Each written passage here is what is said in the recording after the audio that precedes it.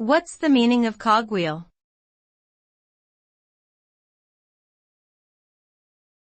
Cogwheel.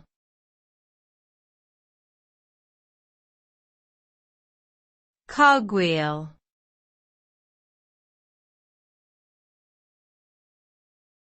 Cogwheel.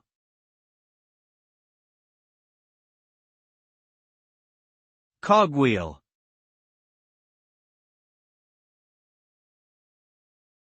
A cogwheel is a mechanical device consisting of toothed wheels that interlock to transmit motion or power between rotating components.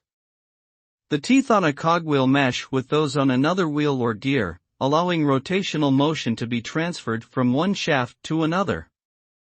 Cogwheels are common in many kinds of machinery and devices, including clocks, bicycles, and automobiles. They are particularly useful for changing the speed or torque of a rotating component. Cogwheels can also be used to control the direction of rotation by reversing the orientation of the teeth.